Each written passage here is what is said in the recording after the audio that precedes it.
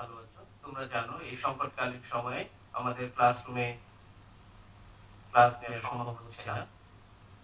সে কারণে ঠাকুরগাঁও সরকারি কলেজ কর্তৃপক্ষ অনলাইনে ক্লাস নেওয়ার ব্যবস্থা করেছে। আজকে এই অনলাইন ক্লাসে তোমাদের সাথে আছি আমি মোহাম্মদ আলতাফ হোসেন, প্রভাষক দর্শন বিভাগ, ঠাকুরগাঁও সরকারি কলেজ। আজকে তোমাদের উচ্চ মাধ্যমিক শ্রেণীর যুক্তিবিদ্যা প্রথম পত্রের তৃতীয় অধ্যায় নিয়ে আমরা কথা বলবো। তো আর কথা না বাড়িয়ে শিক্ষার্থীরা আমরা ক্লাসে চলে যাচ্ছি।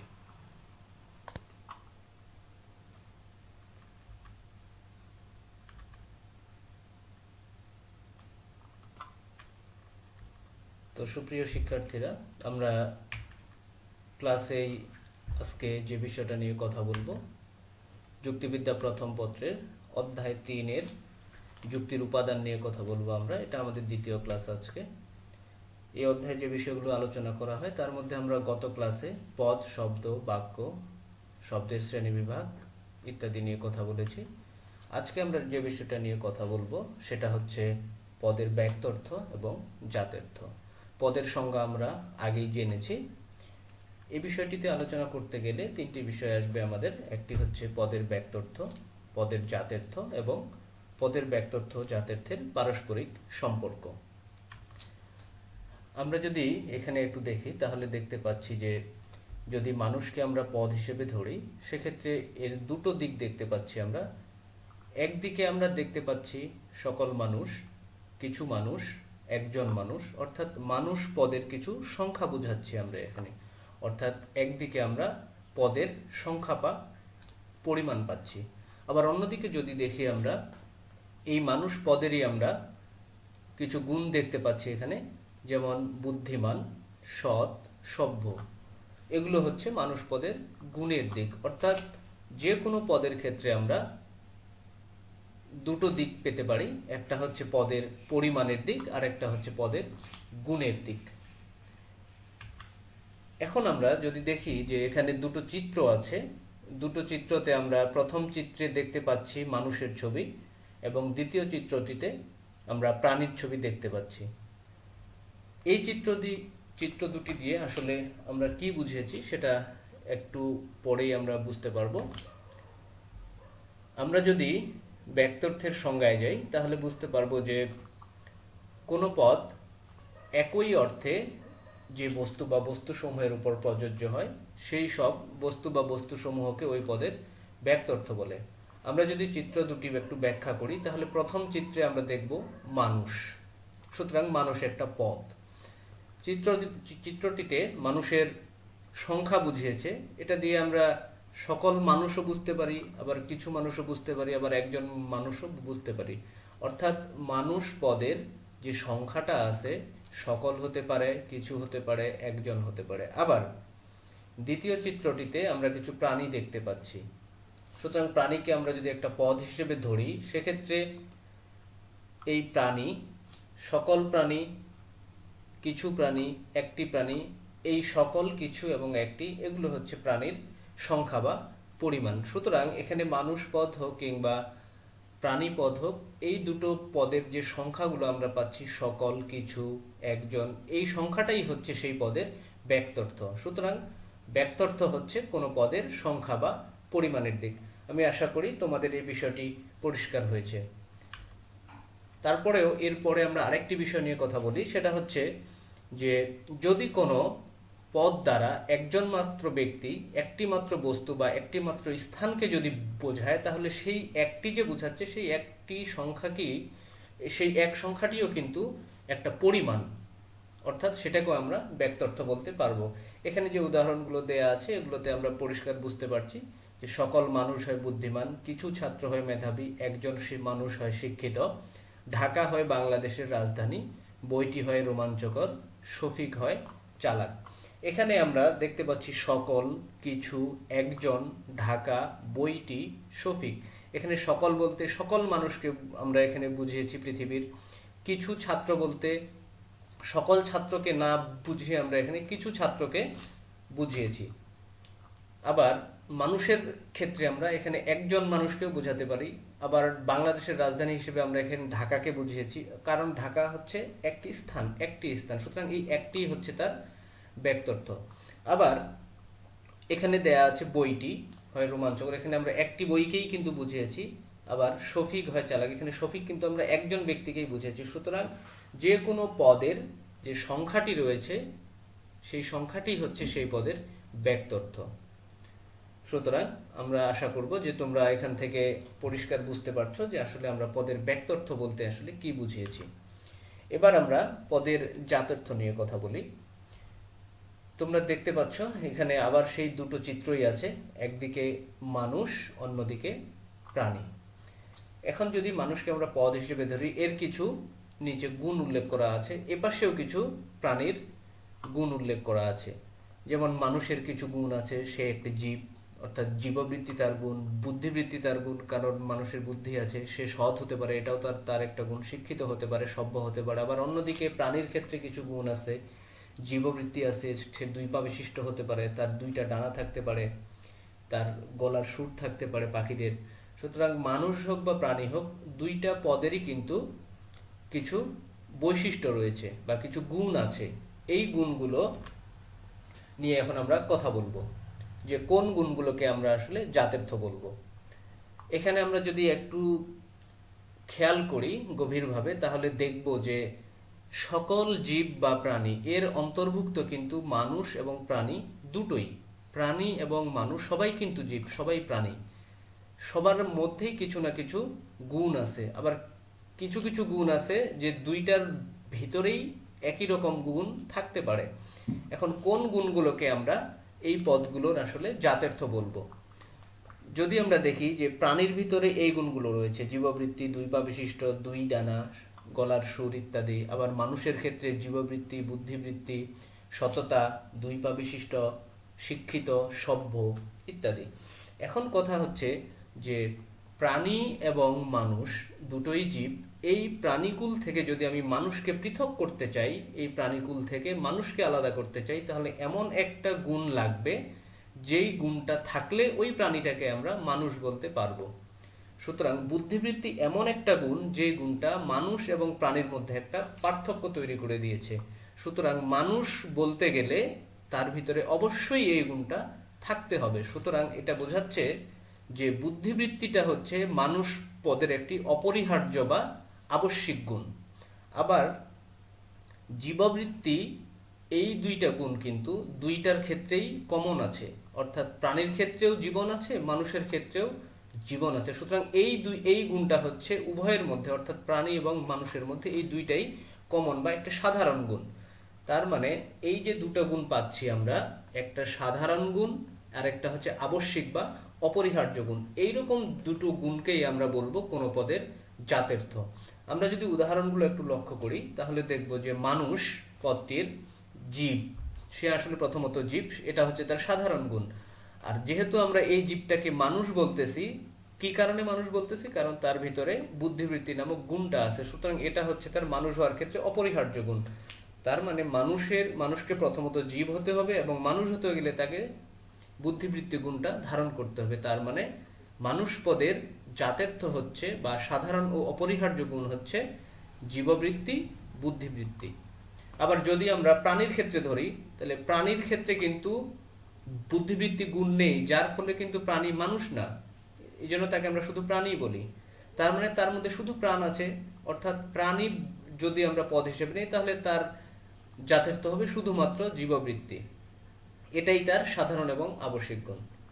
আবার যদি আমরা প্রাণীর ক্ষেত্রে আরেকটা গুণ যোগ করি যে দুই পা বিশিষ্ট প্রাণী, তাহলে পৃথিবীতে যত ধরনের প্রাণী আছে সব প্রাণী কিন্তু দুই পা বিশিষ্ট না। তাহলে যেই প্রাণীগুলোকে আমরা দুই পা বিশিষ্ট প্রাণী বলবো তার ভিতরে ওই প্রাণীটার অবশ্যই দুই পা থাকতে হবে, এটা তার অপরিহার্য গুণ। কারণ এই গুণটা না থাকলে কিন্তু তাকে আমরা দুই পা বিশিষ্ট প্রাণী বলতে পারবো না। তাহলে সাধারণ অর্থে দুই পা বিশিষ্ট প্রাণী হতে গেলে যেহেতু সে প্রাণী, তাকে আগে তার জীববৃত্তি গুণটা থাকতেই হবে, এবং দ্বিতীয়ত দুই পা বিশিষ্ট প্রাণী তাকে বলতে গেলে তার দুই পা বিশিষ্ট এই গুণটি থাকতে হবে। সুতরাং দুই পা বিশিষ্ট প্রাণী এই পদটির সাধারণ গুণ হচ্ছে জীববৃত্তি এবং অপরিহার্য গুণ হচ্ছে দুই পা বিশিষ্ট। সুতরাং এই সাধারণ গুণ এবং অপরিহার্য বা আবশ্যিক যে দুটো গুণ কোনো পদের, এই দুইটা গুণকেই আমরা বলি সেই পদের জাতের্থ। আমি আবার বলি, কোনো পদের সাধারণ গুণ এবং অপরিহার্য বা আবশ্যিক যে গুণ আছে এই দুইটা গুণকেই আমরা বলবো কোনো পদের জাতের্থ। আমি আশা করি বিষয়টা তোমাদের কাছে পরিষ্কার হয়েছে। সংক্ষেপে আমরা যদি বলতে চাই তাহলে ব্যক্তর্থ হচ্ছে কোনো পদের সংখ্যা বা পরিমাণের দিক। যেমন মানুষ বললে আমরা বুঝবো সকল মানুষ, কিছু মানুষ বা একজন মানুষ। প্রাণী বললে আমরা বুঝবো সেই পদের সংখ্যাকে, অর্থাৎ সকল প্রাণী, কিছু প্রাণী, একটি প্রাণী। আবার যখন আমরা রহিম বলবো তখন আমরা শুধু একজন রহিমকেই বুঝাবো, অর্থাৎ শুধু রহিমকেই বুঝাবো। এখন রহিম, এখানে একটা প্রশ্ন আসে যে রহিম নামে তো অনেক মানুষই থাকতে পারে, কিন্তু আমি যখন রহিম নামে কাউকে ডাকবো আমি কিন্তু একজনকেই ডাকি। সুতরাং এখানে রহিম বলতে একজন ব্যক্তিকেই বোঝায়। এই এক সংখ্যাটিই হচ্ছে রহিম পদের ব্যক্তর্থ। আবার আমরা যদি সংক্ষেপে যদি জাতের্থকে বোঝাতে চাই তাহলে কোনো পদের সাধারণ ও আবশ্যিক যে গুণ সেই গুণটাকেই আমরা বলি ওই পদের জাতের্থ। যেমন আমরা মানুষ পদের জাতের্থ পেয়েছি জীববৃত্তি, বুদ্ধিবৃত্তি। সৎ মানুষ বলতে গেলে জীববৃত্তি, বুদ্ধিবৃত্তি থাকতেই হবে, যেহেতু সে মানুষ।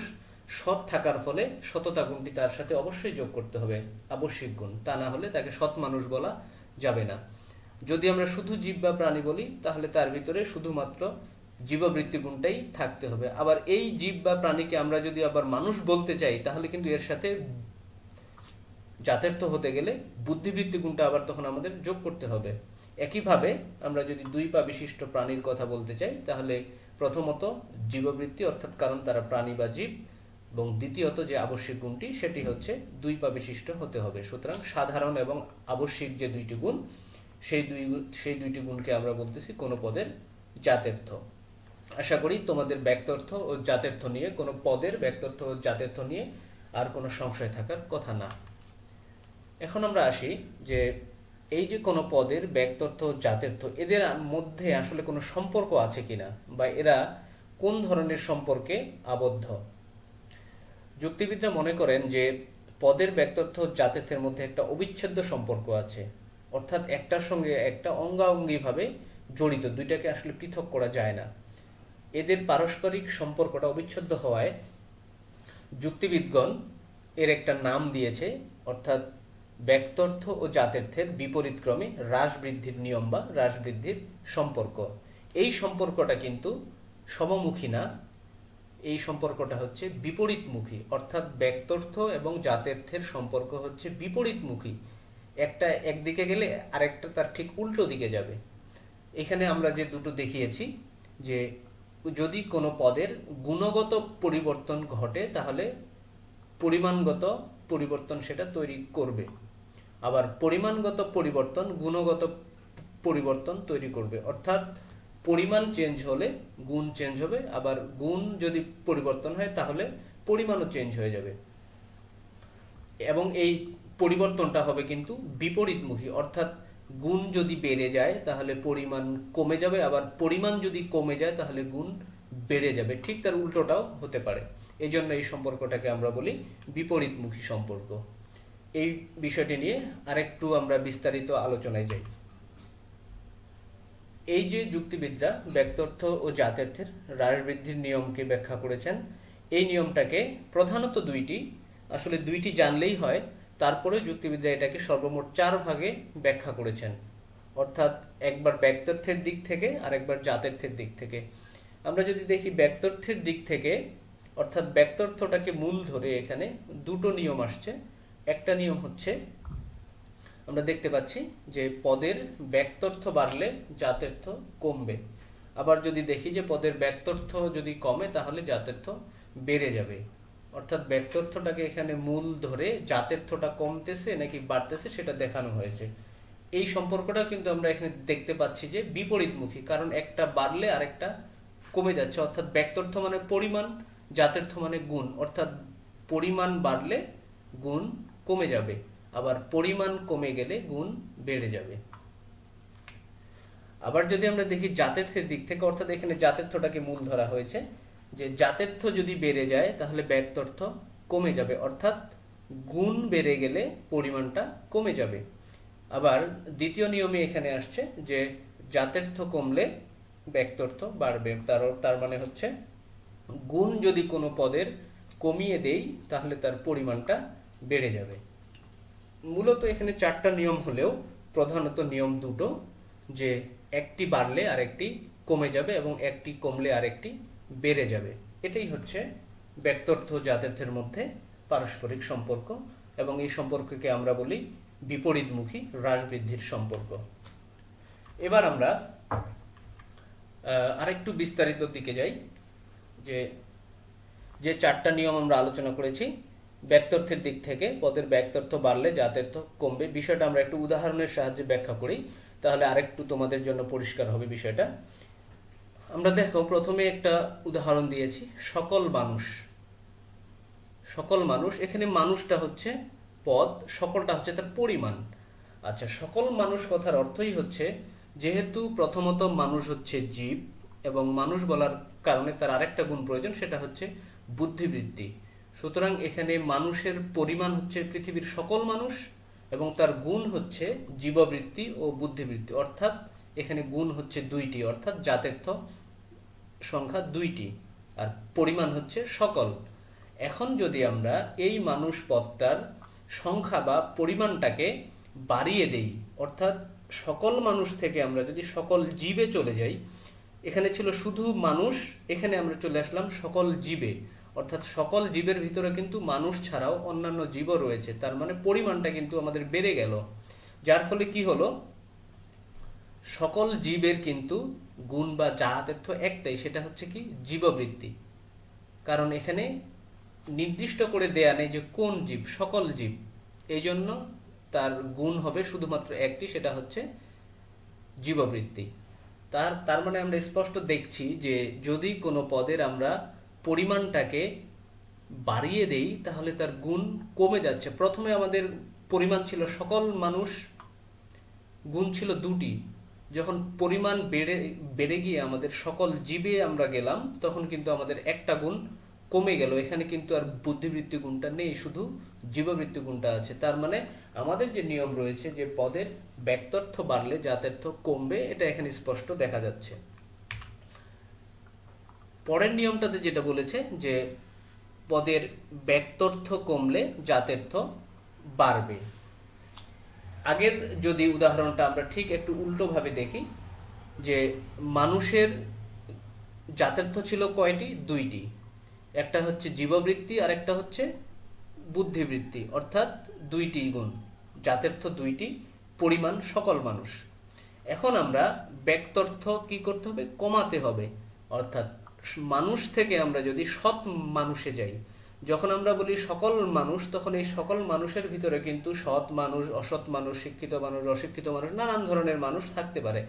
কিন্তু যখন ওখান থেকে আমরা একটা মাত্র শ্রেণীকে ভাগ করে ফেলবো, সৎ মানুষে নিয়ে আসবো, তখন কিন্তু সকল মানুষ থেকে যখন সৎ মানুষে আসবো, তার পরিমাণটা কিন্তু আমরা কমিয়ে ফেলছি, অর্থাৎ সংখ্যাটা কমে যাচ্ছে।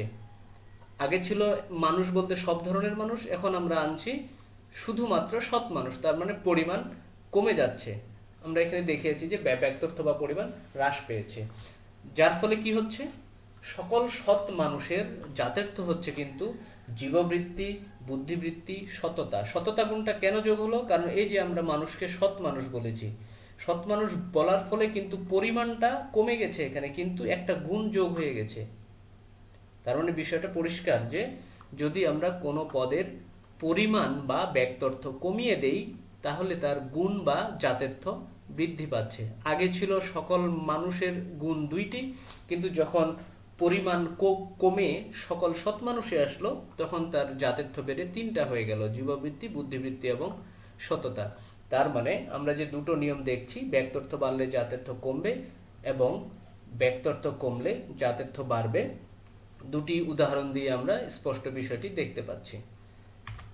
পরে এখন আমরা যদি যাই যে জাত্যর্থের দিক থেকে যে দুটো নিয়ম আছে, যে জাত্যর্থ বাড়লে ব্যক্তর্থ কমবে, অর্থাৎ গুণ বাড়লে পরিমাণ কমবে। তোমরা দেখতে পাচ্ছ জাত্যর্থ বাড়লে ব্যক্তর্থ কমবে, অর্থাৎ গুণ বাড়লে পরিমাণ কমবে। যদি আমরা জীববৃত্তিকে একটা গুণ মনে করি, তাহলে তার পরিমাণ কি হবে? জীববৃত্তি বা প্রাণীর ভিতরে যে একটা গুণ থাকে সেটা হলো জীব, সে একটি জীব। এই জীব হলে পৃথিবীর সকল জীবকেই আমরা বুঝি। এখানে মানুষ আছে এবং অন্যান্য প্রাণীও আছে, সবাই জীব, সুতরাং তার গুণ হবে তখন একটা, জীববৃত্তি। তার মানে গুণ একটা কিন্তু পরিমাণ অনেক বেশি, মানুষ সহ অন্যান্য সকল জীব। এখন যদি আমরা এই গুণ একটা বাড়িয়ে দেই, জীববৃত্তির সঙ্গে যদি আমরা বুদ্ধিবৃত্তি গুণটা যোগ করে দিই, তার মানে গুণ আমার বেড়ে গেল। তাহলে এই জীববৃত্তির সঙ্গে যখন বুদ্ধিবৃত্তি গুণটা যোগ হচ্ছে, দুইটা গুণ হয়ে যাচ্ছে, তখন এই জীবের ভিতরে যার বুদ্ধিবৃত্তি আছে, যার বুদ্ধি আছে, তাকে কিন্তু আমরা মানুষ বলি। তার মানে দুইটা গুণ হওয়ার ফলে, অর্থাৎ জীববৃত্তির সঙ্গে আরেকটা গুণ যোগ করার ফলে সকল জীব থেকে কিন্তু আমরা সকল মানুষে চলে আসি।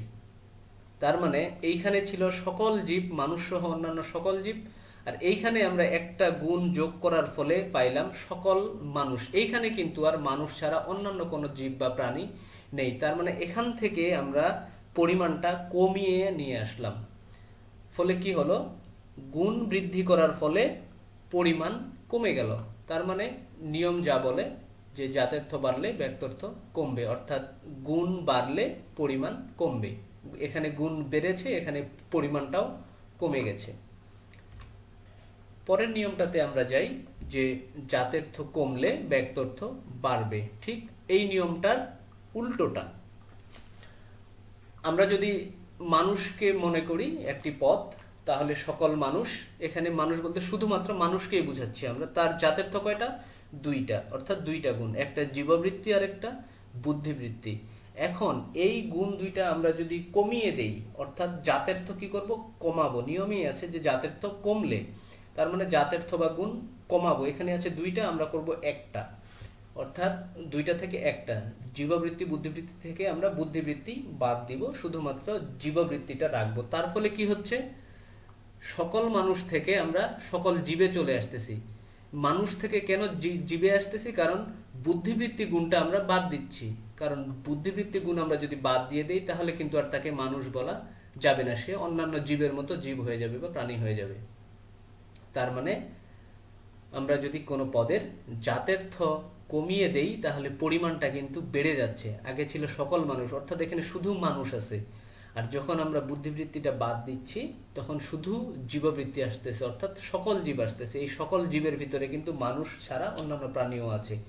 সুতরাং আমাদের গুণ একটা কমলো, কিন্তু পরিমাণ মানুষ থেকে সকল জীবে চলে গেল। তার মানে জাতের্থের দিক থেকে যে দুটো নিয়ম আছে, যে জাতের্থ বাড়লে ব্যক্তর্থ কমবে এবং জাতের্থ কমলে ব্যক্তর্থ বাড়বে, অর্থাৎ কোনো পদের ব্যক্তর্থ এবং জাতের্থের যে সম্পর্ক, এটা আমরা দেখতে পাচ্ছি যে পরস্পর বিপরীতমুখী। আমরা যদি এই ছকটি একটু ভালোভাবে লক্ষ্য করি, এটা আসলে একটি উদাহরণ, এটা একেবারেই সহজ বুঝলে। আমরা যদি দেখি যে এখানে তিনটা পদ নেওয়া আছে, এইখানে ব্যক্তর্থের পরিমাণ আছে বা ব্যক্তর্থ বা পরিমাণ আছে, আর এইখানে জাতের্থ বা গুণ আছে। আমরা খুব সহজেই এটা বুঝবো। আমরা একটা একটা করে আগাই, প্রতিটি ধাপে যদি আগাই তাহলে তোমাদের জন্য বুঝতে সুবিধা হবে। প্রথমেই আমরা ধরি জীব। জীব যদি আমাদের পদ হয়, তাহলে এর পরিমাণ হবে সকল জীব, কারণ জীব বলতেই কিন্তু আমরা পৃথিবীর সকল জীবকেই বুঝি। তার মানে তার পরিমাণ হচ্ছে সকল জীব। তাহলে তার গুণ কি হবে? গুণ বা জাতের্থ হবে শুধুমাত্র জীববৃত্তি, অর্থাৎ তার শুধু জীবন আছে। আশা করি পরিষ্কার হয়েছে এটা। পরেরটাতে আমরা যাই। এবার আমরা পদ হিসেবে নিচ্ছি মানুষকে। তার মানে মানুষ বলতে আমরা পৃথিবীর সকল মানুষকেই বুঝবো, এই জন্য তার পরিমাণটা হচ্ছে সকল মানুষ। তার গুণ কি হবে তাহলে? মানুষের জীববৃত্তি। আমরা আগেই দেখেছিলাম যে মানুষের জাতের্থ হচ্ছে জীববৃত্তি, বুদ্ধিবৃত্তি। এই দুটো নিয়ে আমরা একটু ব্যাখ্যা করি যে যখন আমরা বলতেছি জীব, তখন পরিমাণ হচ্ছে সকল জীব, গুণ হচ্ছে শুধুমাত্র জীববৃত্তি। যখন আমরা জীব থেকে মানুষে আসি, এর অর্থই হচ্ছে আমরা কিন্তু পরিমাণটা কমিয়ে দিয়েছি। এই যে আমি এখানে তীর বা অ্যারো দিয়ে বুঝিয়ে দিয়েছি যে আমরা পরিমাণটা কমিয়েছি, সকল জীব থেকে সকল মানুষে এসেছি। যার ফলে কি হয়েছে, জীববৃত্তি থেকে আমাদের গুণ বেড়ে জীববৃত্তি ও বুদ্ধিবৃত্তি এই দুইটা গুণ হয়েছে। তার মানে যদি আমরা পরিমাণটা কমিয়ে দেই, তাহলে গুণ বেড়ে যাচ্ছে। আবার সর্বশেষ যে উদাহরণটা আছে, সভ্য মানুষ। সকল মানুষ থেকে আমরা যখন সকল সভ্য মানুষে আসব, কারণ সকল মানুষের ভিতরে কিন্তু সভ্য মানুষ, অসভ্য মানুষ, সকল ধরনের মানুষ আছে, কিন্তু যখন ওখান থেকে আমরা একটা শ্রেণীকে আলাদা করে নিব, শুধু সভ্য মানুষকে নিয়ে আসব, তখন কিন্তু তার পরিমাণটা কমে যাবে।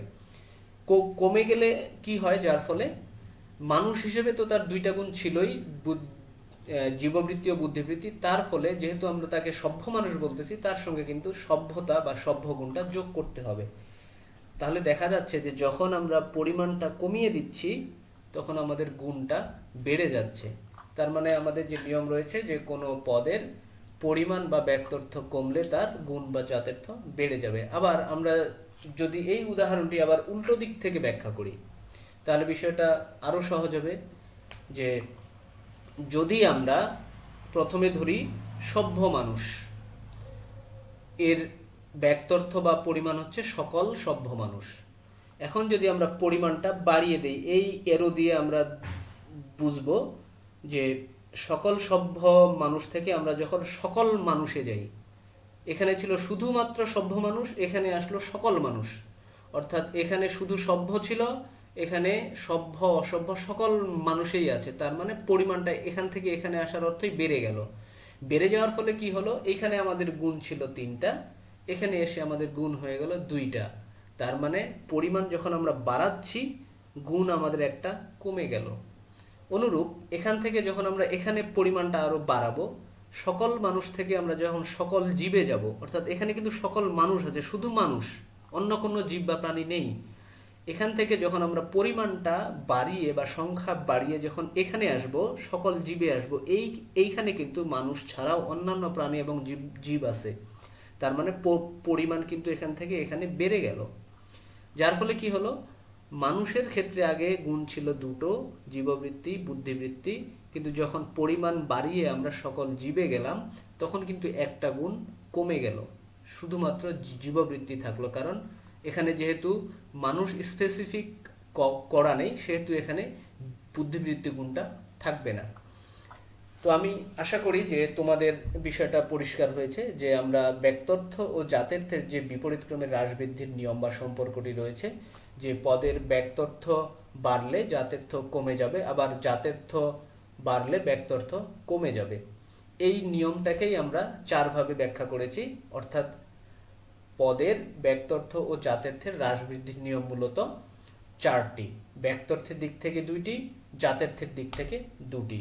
অর্থাৎ ব্যক্তর্থ যদি বাড়ে তাহলে জাত্যর্থ কমবে, ব্যক্তর্থ যদি কমে তাহলে জাত্যর্থ বাড়বে। আবার জাত্যর্থ যদি বাড়ে তাহলে ব্যক্তর্থ কমবে, এবং জাত্যর্থ যদি কমে তাহলে ব্যক্তর্থ বেড়ে যাবে। আশা করি তোমাদের বিষয়টি পরিষ্কার হয়েছে। তবে আমাদের প্রথমেই মাথায় রাখতে হবে যে পদের 2টি দিক থাকে, একটা হচ্ছে পদের পরিমাণের দিক আর একটা গুণের দিক। পরিমাণের দিকটাকে আমরা বলি ব্যক্তর্থ, গুণের দিকটাকে বলি আমরা জাত্যর্থ, এবং এই ব্যক্তর্থ জাত্যর্থের সম্পর্কটা হচ্ছে বিপরীতমুখী এবং হ্রাস বৃদ্ধির সম্পর্ক। আশা করি তোমাদের কাছে বিষয়টি পরিষ্কার হয়েছে। এখানে যুক্তিবিদগণ 2টো চিত্রের মাধ্যমে এই নিয়ম দুটিকে, এই বিপরীত নিয়মগুলোকে ব্যাখ্যা করেছে। যে যদি আমরা এখানে দেখি ব্যক্তর্থ অনুযায়ী, অর্থাৎ যখন আমরা বলি সভ্য মানুষ, তখন তার ব্যক্তর্থ বা তার পরিধিটা কিন্তু কম। যখন সভ্য মানুষ থেকে আমরা শুধু মানুষে যাই, তখন কিন্তু তার পরিধিটা একটু বড় হয়ে যায়, অর্থাৎ পরিমাণ বা সংখ্যাটা বেড়ে যায়। এই মানুষ বা সকল মানুষ থেকে আমরা যখন সকল জীবে যাই, তখন জীবের কিন্তু পরিমাণটা আরো বেড়ে যায়, কারণ জীব থেকেই মানুষ পাই, মানুষ থেকেই আমরা সভ্য মানুষ পাই। অর্থাৎ সভ্য মানুষ সবই জীব থেকে আসে, সুতরাং জীবের পরিমাণ বা ব্যক্তর্থ সবচেয়ে বেশি, তারপরে মানুষ, তারপরে সভ্য মানুষ। এখন আমরা যদি জাত্যর্থের দিক থেকে ব্যাখ্যা করি, যে যখন আমরা বলতেছি জীবের কিন্তু গুণ একটা, শুধুমাত্র জীববৃত্তি। তার মানে জীবের গুণের দিক থেকে জীব ছোট, গুণের দিক থেকে জীব ছোট। তারপরে যখন আমরা একটা গুণ বাড়াচ্ছি, অর্থাৎ জীব থেকে যখন আমরা মানুষে আসতেছি, সংখ্যাটা একটু বাড়িয়ে সংখ্যা আমরা এখানে কমাচ্ছি, কারণ জীব থেকে মানুষে আসতেছি, কিন্তু আমাদের গুণ বেড়ে গেল একটা, বুদ্ধিবৃত্তি, জীববৃত্তি, বুদ্ধিবৃত্তি, গুণ হয়ে গেল 2টো। অর্থাৎ গুণের দিক থেকে জীবের চেয়ে মানুষ একটু বড়, আমি আবার বলতেছি যে এটা কিন্তু বড় গুণের দিক থেকে। আবার সভ্য মানুষের ক্ষেত্রে আমরা গুণ পাচ্ছি তিনটা: জীববৃত্তি, বুদ্ধিবৃত্তি, সভ্যতা। যেহেতু সভ্য মানুষ সেহেতু সভ্যতা গুণটা তার ভিতরে থাকতেই হবে, যার ফলে আমরা দেখতে পাচ্ছি যে সভ্য মানুষের জাতের্থ বা গুণ সবচেয়ে বেশি এখানে। আমরা যদি সভ্য মানুষের পরেও আরো এর সঙ্গে অন্য কোনো গুণ যোগ করে সংখ্যাটাকে কমিয়ে দিই তাহলে কিন্তু তার গুণটা আরো বেড়ে যাবে। তো আমি আশা করি যে যুক্তিবিদ্যায় যে দুটি চিত্রের মাধ্যমে আমাদের ব্যক্তর্থ ও জাতের্থের যে হ্রাস বৃদ্ধির নিয়মগুলোকে যেভাবে তারা বুঝিয়েছেন, আমি আশা করি তোমাদের আমি কিছুটা হলে বুঝাতে সক্ষম হয়েছি এবং এখান থেকে তোমরা বেশ কিছু বিষয় সম্পর্কে উপকৃত হবা। এখান থেকে সম্ভাব্য যেভাবে প্রশ্নগুলো আসে, আমরা এখন দুই একটা প্রশ্নের দিকে যাই যেটা তোমাদের জন্য এবং তোমাদের পরীক্ষার ক্ষেত্রে বেশ কিছু উপকারে আসবে। আমাদের এখানে দুটো উদ্দীপক দেয়া আছে, তোমরা দেখো। 1 নম্বরে একটা উদ্দীপক, 2 নম্বরে আর একটা উদ্দীপক। প্রথম উদ্দীপকে যেটা দেয়া আছে যে সোহাগ জাকিরকে বলল বাংলাদেশে দিন দিন বেকারের সংখ্যা বৃদ্ধি পাচ্ছে, এ বেকারের সংখ্যা কমাতে হলে দেশের শিক্ষার হার বাড়াতে হবে। তখন জাকির বলল সোহাগকে, দেশে যতই শিক্ষার হার বৃদ্ধি পাবে ততই বেকারের সংখ্যা হ্রাস পাবে। আমরা এখানে প্রশ্ন 4টা দিয়েছি সৃজনশীলের মতোই। একটি পদের কয়টি অংশ থাকে, আমি উত্তরটা বলেই দিই। একটি পদের 2টি অংশ থাকে, একটি হচ্ছে পদের পরিমাণের দিক আর একটি হচ্ছে পদের গুণের দিক।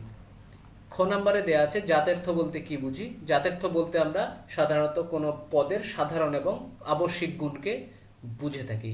গ নম্বরে আমাদের দেয়া আছে উদ্দীপকে যে নিয়মের ইঙ্গিত রয়েছে তার উদাহরণ একটি ছক আকারে উল্লেখ করো। অর্থাৎ উদ্দীপকে কিন্তু আমাদের একটা নিয়মের কথা বলা আছে। নিয়মটা কি? নিয়মটা হচ্ছে, আমরা আগে উদ্দীপকটা এখন বুঝবো একটু, যে বেকারের সংখ্যা কমাতে হলে শিক্ষার হার বাড়াতে হবে। আবার সোহাগকে জাকির বলেছিল যে দেশে যতই শিক্ষার হার বৃদ্ধি পাবে বেকারের সংখ্যা হ্রাস পাবে। অর্থাৎ শিক্ষার হার বৃদ্ধির সঙ্গে বেকারের সংখ্যা হ্রাস পাবে। অর্থাৎ শিক্ষার হার একটা গুণগত দিক আর বেকারের সংখ্যা কিন্তু পরিমাণগত দিক। তার মানে যদি শিক্ষার হার বা গুণগত দিক বৃদ্ধি পায় তাহলে বেকারের সংখ্যা অর্থাৎ পরিমাণ হ্রাস পাচ্ছে। তার মানে আমরা স্পষ্টই দেখতে পাচ্ছি এখানে যে গুণ বৃদ্ধি পেলে পরিমাণ কমে যায়। তার মানে আমরা স্পষ্ট দেখতে পাচ্ছি এটা ব্যক্তর্থ জাতের্থের হ্রাস বৃদ্ধির নিয়মেই পড়ে। তাহলে আমরা গ নম্বরের উত্তরে যাই, যে নিয়মের ইঙ্গিত রয়েছে। নিয়মটা কি? যুক্তিবিদ্যা যে নিয়মটা বলেছেন যে ব্যক্তর্থ জাতের্থের বিপরীত ক্রমে হ্রাস বৃদ্ধির নিয়ম একটি ছক আকারে উল্লেখ করতে বলা হয়েছে। অর্থাৎ আমি এর আগের ঠিক স্লাইডে যে বিষয়টি উল্লেখ করেছিলাম, একটি ছকে 3টা পদ দিয়ে যেটা উল্লেখ করেছিলাম, ওই পদটাই মূলত এর উত্তর হবে। অর্থাৎ একটা ছক দিয়েই পুরো নিয়মটাকে ব্যাখ্যা করা যায়। ঘ নম্বরে দেয়া আছে উদ্দীপকের বিষয়টি উদাহরণ সহ তোমার পাঠ্য বইয়ের আলোকে ব্যাখ্যা করো। অর্থাৎ উদ্দীপকে যেটা বলা হচ্ছে যে অর্থাৎ হ্রাস বৃদ্ধির যে নিয়মটা, এই নিয়মটাকে যে 4টা ভাগে আবার ভাগ করা হয়েছে, ব্যক্তর্থের দিক থেকে 2টা, জাতের্থের দিক থেকে 2টো, এই 4টা নিয়মকেই তখন আমাদের ব্যাখ্যা করতে হবে, অবশ্যই উদাহরণ সহ। অনুরূপ আমাদের আরো একটি উদ্দীপক আছে এখানে। এখানে দুটো কলেজ আছে, কলেজ ক, কলেজ খ। কলেজ ক এর ক্ষেত্রে দেখাচ্ছে এখানে ক্রমানুসারে 3টা সাল দেয়া আছে পরীক্ষার, 14 সাল, 15 সাল, 2016 সাল। ক কলেজের ক্ষেত্রে দেখা যাচ্ছে পরীক্ষার্থীর সংখ্যা যখন 700 তখন কৃতকার্য বা পাশ করে 500 জন। সংখ্যা যখন কমে 650 জন হয় তখন পরীক্ষার্থীর সংখ্যা অর্থাৎ কৃতকার্য পাশের সংখ্যা বেড়ে 500 থেকে 550 জন হয়। আবার পরীক্ষার্থীর সংখ্যা যখন 650 থেকে কমে 600 জনে হয় তখন কিন্তু পাশের সংখ্যা 550 থেকে বেড়ে 570 জন হয়ে যায়। অর্থাৎ পরীক্ষার্থীর সংখ্যা যত কমেছে কৃতকার্য পরীক্ষার্থীর সংখ্যা কিন্তু তত বেড়েছে। অর্থাৎ পরিমাণ যত কমেছে গুণগত দিক তত বেড়েছে।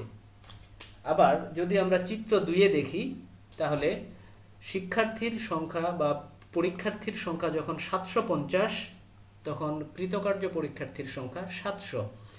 এই সংখ্যাটা যখন বেড়ে 820 জন হয় পরীক্ষার্থীর সংখ্যা, তখন কিন্তু কৃতকার্য পরীক্ষার্থীর সংখ্যা কমে 650 জন হয়। আবার পরীক্ষার্থীর সংখ্যা 820 থেকে বেড়ে আবার যখন 850 হয়, আবার পরীক্ষার্থী যারা পাশ করেছে তাদের সংখ্যা কিন্তু কমে 650 থেকে 600 জন হয়। অর্থাৎ চিত্র 1-এর ঠিক উল্টোটা দেখা যাচ্ছে এখানে। পরীক্ষার্থীর সংখ্যা যত এখানে বেড়েছে, পাশের সংখ্যা তত কমেছে। এখানে পরীক্ষার্থীর সংখ্যা কমেছে, পাশের সংখ্যা বেড়েছে। এখানে পরীক্ষার্থীর সংখ্যা বেড়েছে, পাশের সংখ্যা কমেছে। অর্থাৎ চিত্র 1-এ যেটা আমরা দেখতেছি, চিত্র একে পরিমাণ কমেছে, গুণ বেড়েছে।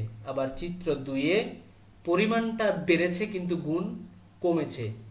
অর্থাৎ এই চিত্র 1 বা চিত্র 2, এই উদ্দীপক দুটোই আসলে আমাদের যেটা নির্দেশ করে বা যে বিষয়টির ইঙ্গিত করে যে গুণ ও পরিমাণের হ্রাস বৃদ্ধি, বাড়া কমা। অর্থাৎ ব্যক্তার্থ ও জাত্যর্থের যে হ্রাস বৃদ্ধির নিয়মটা আছে, এই নিয়মের আওতাধীন যে যুক্তিবিদ্যা যে 4টি নিয়ম দিয়েছে, ব্যক্তার্থের দিক থেকে 2টি, জাত্যর্থের দিক থেকে 2টি, এই নিয়ম 4টিকে আমাদের উদাহরণ সহ ব্যাখ্যা করতে হবে। সেক্ষেত্রে আমরা ব্যাখ্যা করার ক্ষেত্রে আমরা যখন পরীক্ষায় লিখব তখন এই উদ্দীপকগুলোই আমরা ব্যাখ্যা করে দিতে পারি, কিংবা আমরা আমাদের মতো করে ওই 4টা নিয়মকে আমাদের মতো নিজের মতো করে আমরা উদাহরণ দিয়ে এটা ব্যাখ্যা করতে পারবো।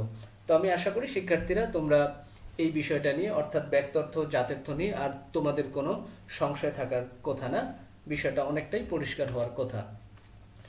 শিক্ষার্থীরা তোমরা ভালো থেকো, ঘরে থেকো। এই সংকটকালীন অবস্থায়, এই সংকটকালীন সময়ে ঘরেই থেকো, সুস্থ থেকো, ভালো থেকো। ধন্যবাদ তোমাদেরকে। পরবর্তী ক্লাসে আবার তোমাদের সাথে কথা হবে।